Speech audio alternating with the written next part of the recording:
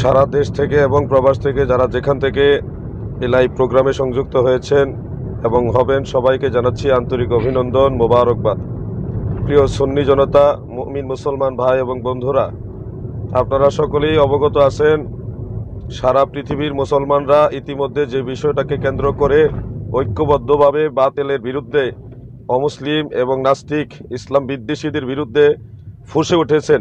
সেই বিষয়টি হলো ফ্রান্সের কুলাঙ্গার সেই রাষ্ট্রপ্রধান বা সেই পত্রিকা অথবা যারাই আল্লাহর হাবিব রাসূল আকরাম সাল্লাল্লাহু আলাইহি ওয়াসাল্লামের ব্যঙ্গচিত্র কার্টুন এর মাধ্যমে প্রকাশ করেছে, সেই বিষয়টা নিয়ে সারা পৃথিবীর সমস্ত মুসলমানরা ঐক্যবদ্ধভাবে এটা প্রতিবাদ করছে।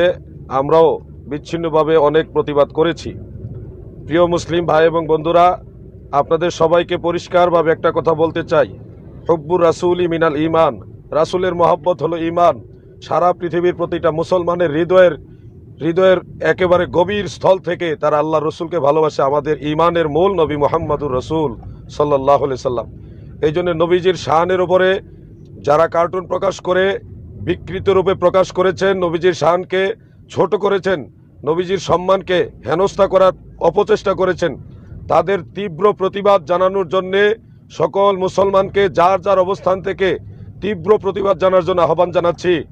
বিশেষ করে এই ফ্রান্সের সকল প্রকার পণ্য ক্রয় বিক্রয় করা আপনারা বয়কট করুন।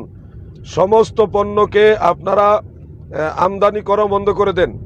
মাননীয় বাণিজ্য মন্ত্রণালয়ের মন্ত্রী মহোদয়ের প্রতি এবং এই মন্ত্রণালয়ের সাথে যারা জড়িত আপনাদের সকলের কাছে করজোড়ে আর্জি পেশ করছি, ফ্রান্সের এই রাষ্ট্রপ্রধান যতক্ষণ পর্যন্ত মুসলমানদের কাছে ক্ষমা না চাইবে, আল্লাহ রসুলের সাথে বেয়াদবি করার ব্যাপারে যতক্ষণ পর্যন্ত মুসলমানদের কাছে ক্ষমা না চাবে, ততক্ষণ পর্যন্ত ফ্রান্সের সকল প্রকার পণ্য আমদানি করা এটা বন্ধ করে দেন। সারা দেশের সমস্ত মুসলমানদের পক্ষ থেকে এই আহ্বান, এই অনুরোধ বাণিজ্য মন্ত্রণালয়ের মাননীয় মন্ত্রী মহোদয়ের কাছে রাখলাম। এবং চেম্বার অফ কমার্স 64 জেলায় যারা যেখানে আছেন, যারা আমার নবীকে বিন্দু পরিমাণ ভালোবাসেন, আল্লাহ রসুলের প্রতি সামান্য ভালোবাসা যারা আছে, আপনাদের সকলের প্রতি আর্জি, ফ্রান্সের সকল পণ্য ক্রয় বিক্রয় করা বয়কট করুন, বর্জন করুন। ফ্রান্সের সাথে গোটা দুনিয়ার সমস্ত মুসলমানদের সম্পর্ক ছিন্ন করে দেন যতক্ষণ না তারা মুসলমানদের কাছে আল্লাহ রসুলের ব্যাপারে ক্ষমা না চাইবে।